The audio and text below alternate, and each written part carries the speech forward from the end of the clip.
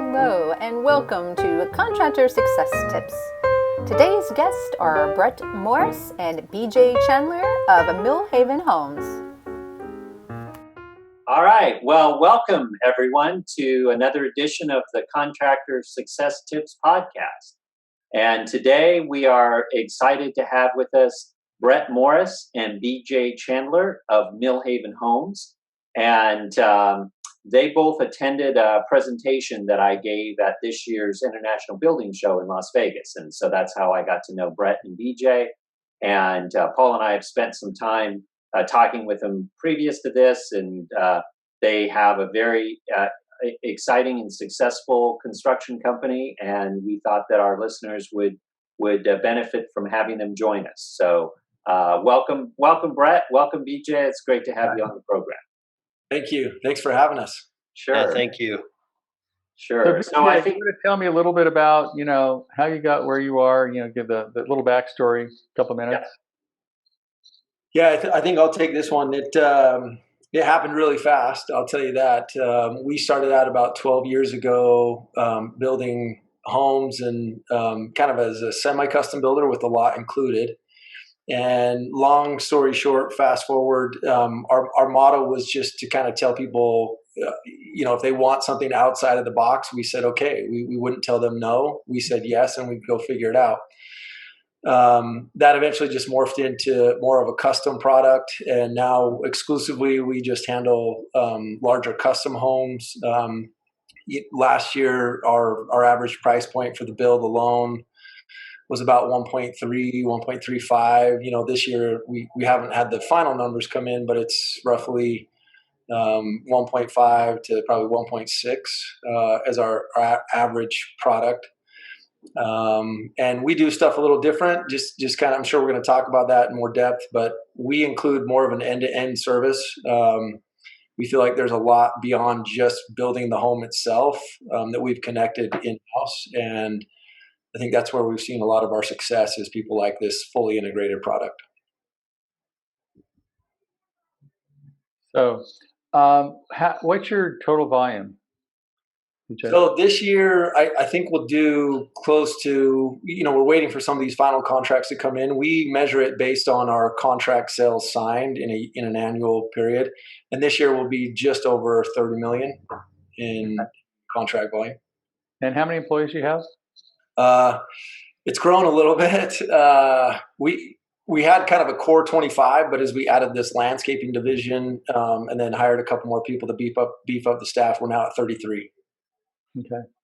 Now, could you explain to our listeners sort of your building process? I mean, so somebody, the phone rings, right? And then how do you till final close? Yeah. So part of what we do is it's gotten to a point where we're not necessarily doing a sales pitch. It's more about just explaining the facts of how we operate because our motto is so different than the traditional custom home builder scenario. Most setups here in our environment are you find the contractor, you align with the contractor, and then that contractor then will provide a plan designer, an interior designer, a landscape designer, a landscape company. So you're really hiring clients are hiring 5 companies.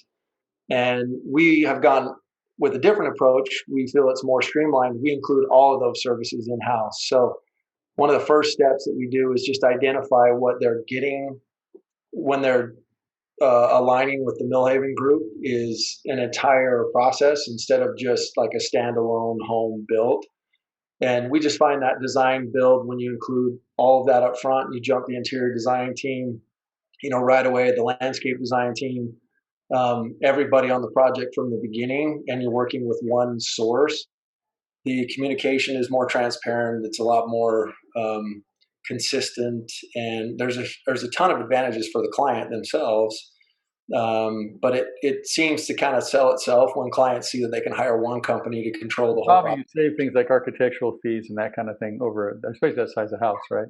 How do we handle them? Well, I mean, you save like classic architectural fees and that kind of thing, right? Correct. Yeah, we have 5 people in the plan design division, and Their fees are obviously not as high as outside. It's a little bit of a loss leader for us, but they kick out these really great designs. That's all billed as part of the project into the home. There's no cost associated with that, but there's a huge savings on the overall front end of the project. Now, do you start with like they bring you a bunch of pictures out of Pinterest or something and say I want a house like that, or do you say here's our 5 basic models, pick one? How does that work? Well, we get them all, right? Every client is different. But yeah, a lot of people have an idea of what they want to build, but nobody really, occasionally someone knows exactly what they want. But most people come in with, hey, help me achieve this vision. And that's where it's so great to have the plan design team and the interior design team working with the contractor right up front, is we can get to the finish line for a final plan a lot quicker. What's your design time between I come in and say I want this, 5-bedroom, 3-bath house, traditional, 4,300 square feet, 3-car garage? That was our first conversation. How long till I actually have a plan? Yeah. It depends on the client, right? It depends on how creative they are and how good they are at making decisions. But nobody can move through that process quicker than 2 months. But I'd say anywhere from 2 to 5 months is pretty typical for people, depending on the size of the house. The smaller projects obviously not going to take as long. The thing that we find is that people are very good about getting the first 80-85% of the plan done, but then that last 15% just seems to really drag because they know it becomes final, and so we end up kind of extending a lot of times. Now, will you start construction before they pick all the finishes? Yes. Yeah. I want your partner to talk about that because I think he's had to deal with some of those issues. So, Brad, maybe you can tell me about that. That's what we're trying to get to now, is that they have all those things picked out. But in the past, there was many times where we started with just the plan design and started the homes going from there. And we've seen the struggles that we've had to go through throughout the years of why it's so important to have these things picked out and make sure we have the costs associated to those things from the get-go. It makes a huge difference for us. We've had a client that said, well, let's pick out the countertops later and the flooring, and then all of a sudden they want the most expensive flooring, the most expensive countertops, and their budget goes up. They still do that no matter what, it seems like. Even though we've gone through those selections, we still run into a few problems here and there, but we usually will have that spec in co-construct that we use, and they can look through it and see, that this is what we picked out. Okay, now I can upgrade from here. But okay. It's helped out with our change orders dramatically doing that. So how often do you stay on time and on budget? That's the Brett question. We're actually really good at time. I will give that. My team is awesome when it comes to time. What's that? Probably too good at timelines.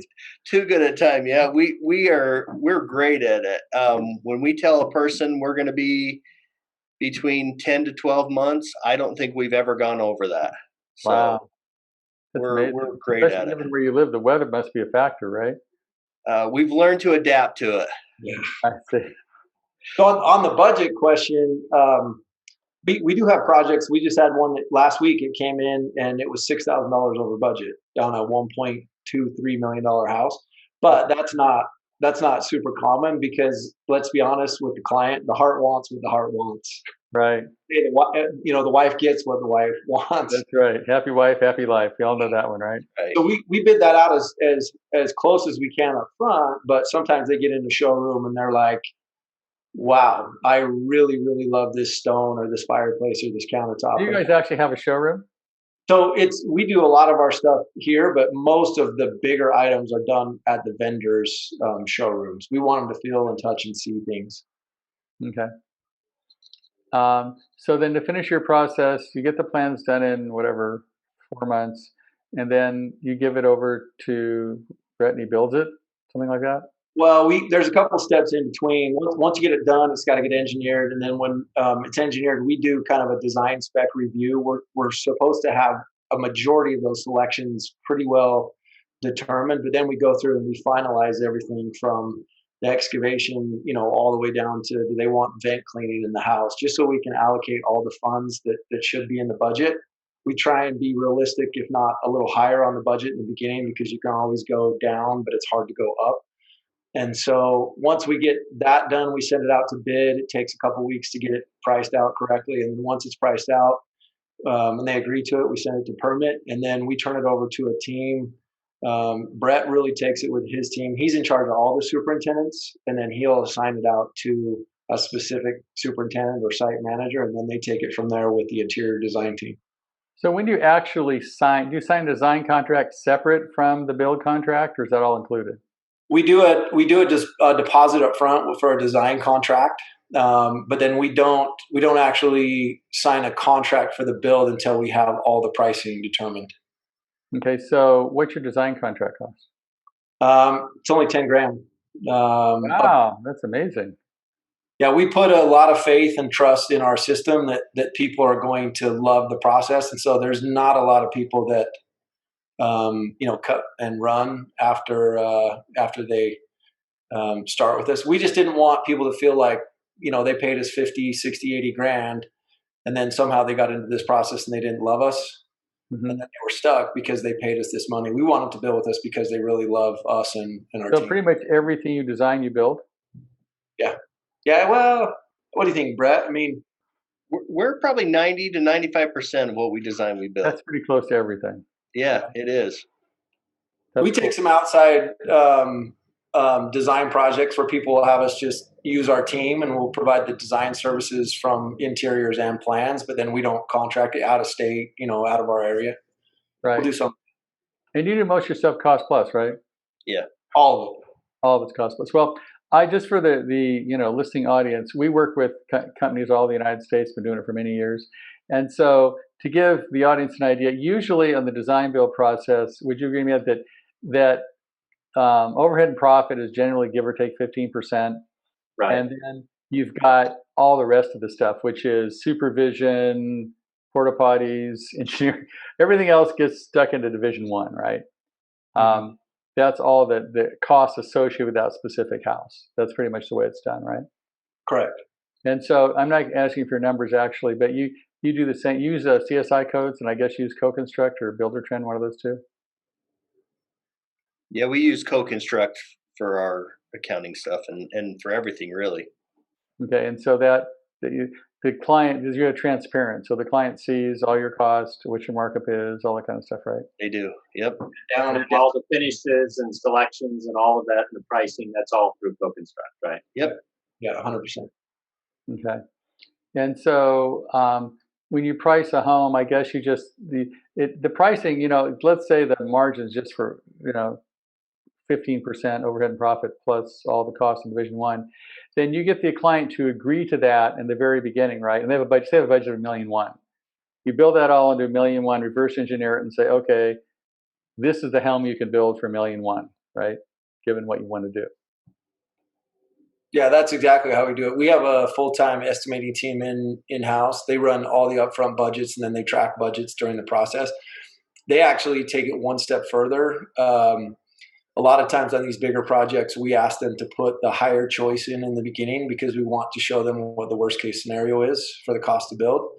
And then they'll do a separate line item or a separate column that shows the value engineering option. So you have the stuff to the max budget, but then you've got these are, if we kind of trimmed a few things to drop 100 or 200 grand off of the price of this home, this is what your price would be, and these are the items that you'd have to just reduce. Okay. And so that's $6,000. How often do you come close to actually building it for what you say we're going to build it for? Quite often. Except for when lumber goes through the roof. Except when lumber goes up 40%. Other than that, right? Yeah. It's all the nuts and bolts, like all the stuff under the hood. We're really, really good about staying on budget. The stuff that the client doesn't really have control over, footing, foundations and excavation and stuff like that. Once they get into the finishes, it becomes more their responsibility. We coach them on how to stay within budget. But if they go over budget, they know they're going over budget. We don't have any surprises. It's all been spelled out prior to them making that decision. And those are like change orders and Co-Construct, right? Yeah. Yeah, we don't call them change orders. We just call them, selections, and then they just pay whatever the difference is. But yeah, it's all predetermined. We co-construct really changed the game for us because it allowed us to have those conversations immediately rather than having them build up and then you get the surprise where you're 60, 80, 100 grand over at the end. When Right. people are over, they know right away, and then they elect to do that, and so they can track their budgets simultaneously rather than just this big surprise. Right. And so we talked about building happy homeowners. So you focus on the process more than the product, right? We do. We're really big into that. We want every homeowner to walk away from that and remember this whole process that they've had, not just a point of it. We want the whole process from start to finish to be a great experience for them so that they'll tell their friends and they'll come back and build again with us. That's what we want, and that's what we are doing here at Millhaven. And go ahead. I was just going to say, Brett, as you know, you guys saw me give my presentation at the Builder Show, and it was specifically about the importance of the process and how homeowners focus on the process and not just the product. And I love, Brett, what you had said when we spoke earlier, and that you said, your goal at Millhaven is to make the process as beautiful as the completed home. And I love that. I think that's really a great philosophy. Very good. So moving along, I talk about what have your challenges been with COVID? I mean, you and everybody else has had them. So how has that changed things? How has that changed your approach? You're still in the closet, I see there, Brett. Oh man, we get things every week. It seems like, and it's all just about communication. Is probably the biggest thing that we're dealing with. When we find out that something is delayed or there's an issue, it's getting in front of it as fast as we can, and that's what I think our team does so good. Nobody waits around. We jump to things as soon as we have to, and we make sure that things are moving along. We're always looking for a way to make the homeowner make sure that they don't even know there's an issue going on.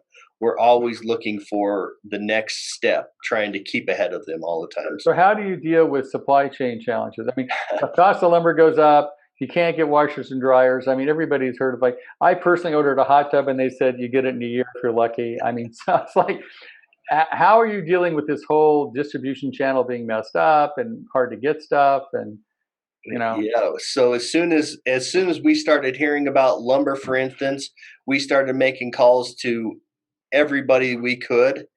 And to be honest, we've been really fortunate to keep the costs close right now to budgets just by venturing out and finding different places to order stuff through. I mean, it's been very surprising when we start talking to our normal vendors of where we're at, of what we've been able to save, and then as far as appliances and that kind of stuff, we're ordering them 6 months in advance now just to make sure they have them when they're ready to close on that house, and that's way too far, but we're making sure that they have what they want for this home. I know I just ordered a washer and dryer for my new house, and they called up and said, well, it was going to be 2 weeks, but now it's going to be 2.5 months. Yeah, that's right. So our challenges are appliances, some lighting, some flooring. What else, Brett? Lumber obviously is a big one. We just heard that I don't know if this is a COVID thing. It kind of is related to it, but concrete is going to be tough for us to get. Wow. Yeah, we have a concrete like a full-time shortage going purchasing on. agent that works on all that stuff, or is that Brett's job? That's my job. I see. We're working Yep. He's got a lot going. So as soon as I hear about something, we start checking any other person we can. We look outside the box, not staying in line of what we normally do. We start looking for other options as soon as we hear about something. And how many refrigerators did we have downstairs last year? What do we buy? Like 10 units? 10 combos of fridge and freezers. Yeah. So we made sure we had what people would need. So this is what I would say. The things that we've done well is we know that there are surprises waiting out there for us. So we constantly check in with our vendors and our trades and say, what are you seeing? What are you seeing? What's coming? How can we prep for it? can we stock stuff? Can we order? Can we pay in advance? The other thing too is that our interior design team helps quite a bit, because a lot of their stuff, we're so far out in front of what a normal process is on their decisions. We're able to make some of those orderings or decisions early. And so we know we're waiting, but we're not waiting past the build. It's not a perfect science. We get so how do you deal with a homeowner and I'm using she, could be he, can't make up their mind on the flooring? They think A, no, I want B, no, I want A, and then they have a friend that says, oh, I really like C, and they're supposed to have it in, this week, and they're like 3 weeks late, still can't decide. That happens all the time. It's really just communication. I think there's not a silver bullet on this. Is just letting them know if they pass a certain deadline, they have to understand that we can't keep a schedule and their job may sit. I mean, Brett's dealing with that on a project. Did they get hit with more supervision on the cost plus thing?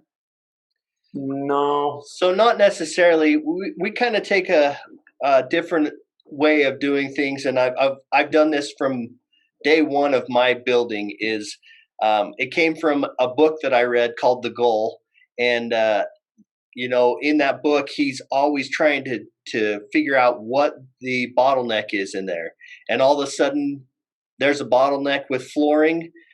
You have to shift gears and figure out how you can keep the process moving, or keep something moving along in the house. And so, I mean, that's what I instill into the guys that work for me is, what can you do to keep things moving along in this house?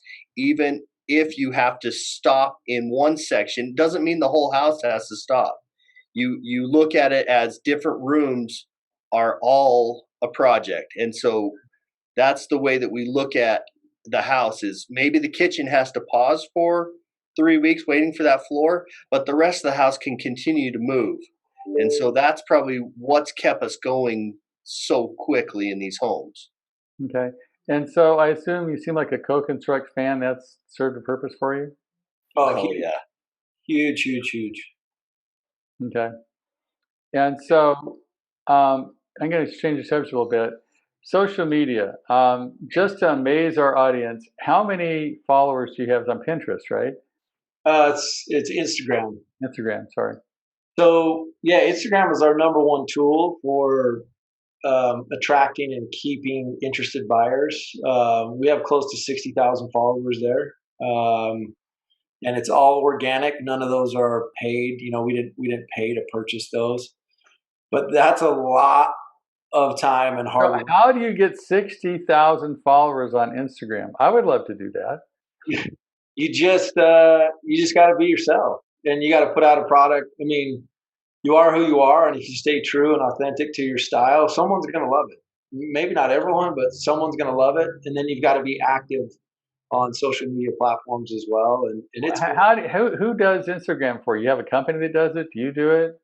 Yeah. Oh, there's the key. I got to talk to that guy. Okay, so I'm sure everybody listening to this would love to have 60,000 followers on Instagram.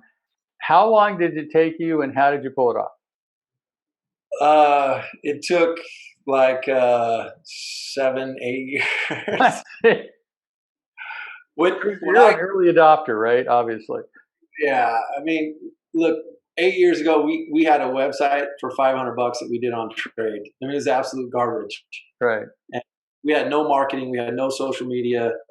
Instagram was kind of starting out, and we just stayed consistent. We ran kind of fun, gimmicky things to get people interested. We were a little bit quirky. We still probably are a little bit quirky. We don't do things in the norm. We don't take ourselves too serious, but we stay consistent. We post relevant content. We try and post things that people would like. And is that all about your product and your home, or you vary off that? Yeah, no, we don't share anything that is another person's. I mean, there's a lot of people that we admire that do incredible work out there, but everything on our site is all stuff from our projects. And we actually have three accounts. We have the interiors account, which is a little more behind the scenes, and then we have our plan design account, which is kind of small, but people want to go there and just kind of see more about the plan design process. Okay, so BJ, tell me, your Instagram a post for this week, because it's your job. How do you come up with it, and what is it going to be? Well, first of all, I see what availability I have for new pictures, because I don't share a ton of stuff over. I try and just keep it unique to an individual picture. So we've had a couple projects where people have moved in to homes, and we did not get pictures because, like COVID, we had one incredible 14,000 square foot, home. We'll get pictures eventually, but I couldn't get a photographer in there because we had 2 rooms without carpet due to COVID. Right. So usually I'll schedule a photographer.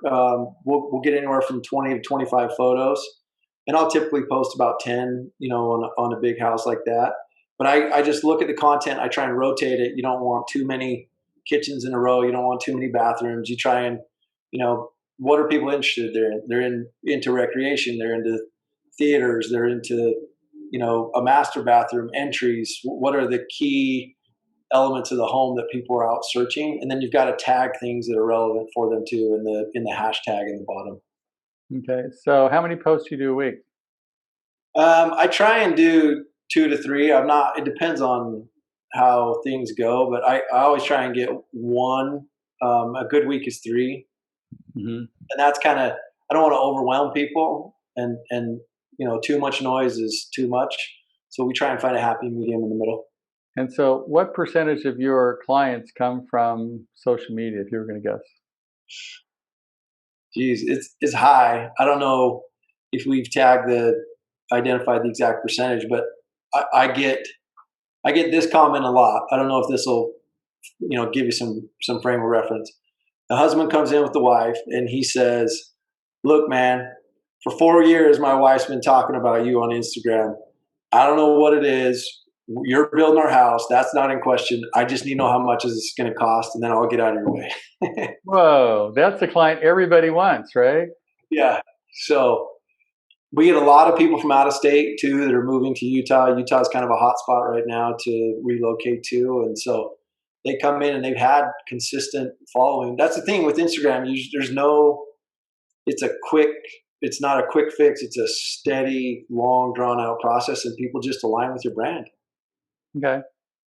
So now I want to comment right now from both of you guys. If you had one thing to share, and Brett, you can go first, with the contractors in this country who are listening to the podcast, about what one thing have you done that you think most contributed to your success as a builder, or have done?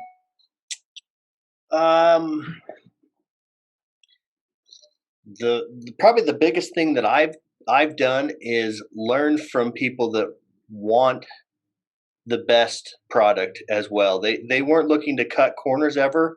They wanted the best product, and that was from the get-go when I started framing when I was a teenager.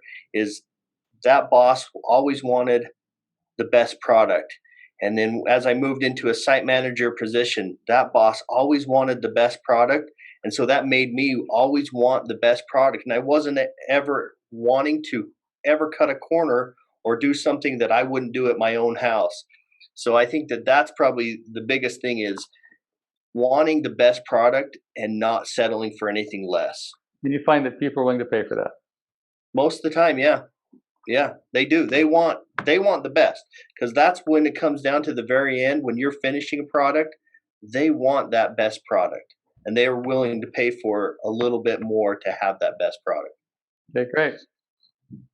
BJ, same question. If you had one thing to tell builders about the key to your success, because you're a very successful builder, what would that be? Well, I think there's a lot. It's hard to narrow it down, but the first and foremost is you have to have integrity. You have to be honest, and sometimes we're not perfect. A lot of times we're not perfect. So when you make a mistake, you got to own up to it, and then you got to see it through and do what's right by the client. And I think that word spreads really, really fast. And I think karma of the universe just kind of takes care of you. But the second thing I would say is you're not going to be good at everything. Allow yourself to be good at the things that you're good at, and then hire people that are great at those other things that you really stink at, and then get the heck out of the way. Like, I don't get involved in the stuff that Brett does. Brett doesn't tell me how to manage social media. That's not his jam.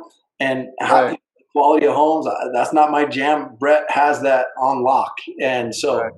hire right and then get out of the way and trust them that they'll do a good job. Great. So basically your job is to build the team, right? Yeah.